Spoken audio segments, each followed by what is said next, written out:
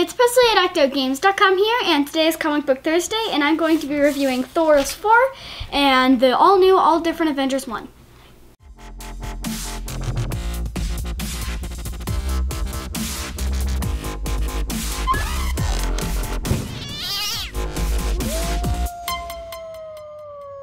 So let's start with Thors IV. So this is the last Thors, which is really sad because it's such a great series and I wish they would continue it.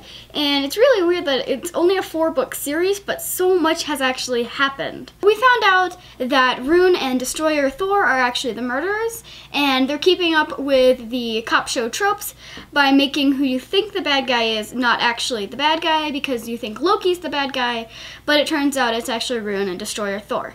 So in this issue, Unworthy and Ultimate Thor fight Rune and Destroyer because they find out that they're the murderers. And they fight, and what's super duper amazing is I love the art while they're fighting, as well as they have different sound effects for everyone's different hammers.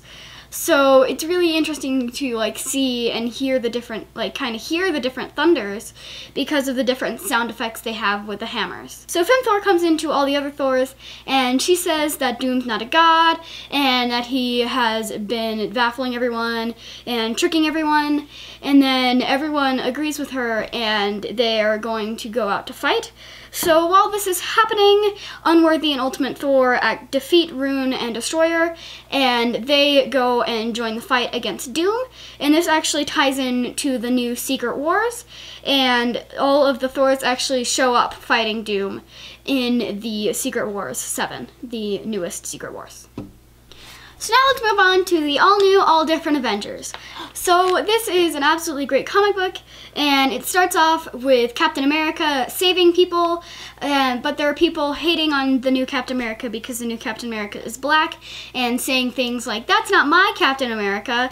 And it's really cool that Marvel is becoming more diverse and is also addressing people hating on them because they're becoming more diverse, and not all their superheroes are white and straight and stuff like that.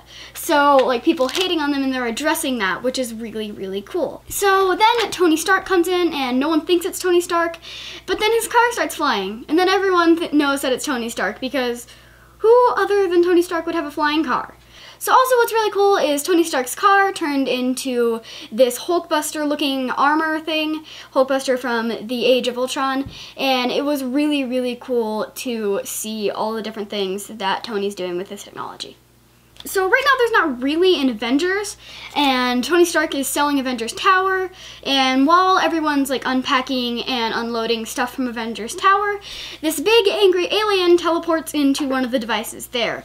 And they actually cover a little bit about how the alien teleported in, which is really, really cool. It's really sciencey because it deals with, should you actually send the physical molecules over to the location you're trying to teleport to, or should you just send the information and then they can use the molecules from there to put you back together? And they dealt with that a little bit, which is really, really cool.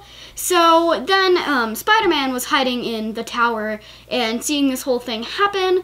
So then he goes and he gets Tony Stark to come help fight the alien, and then everyone comes in and starts fighting the alien, and it seems like he knocked them all out at once, which is really cool because it's kind of telling how the Avengers got back together because they all have the strong common enemy.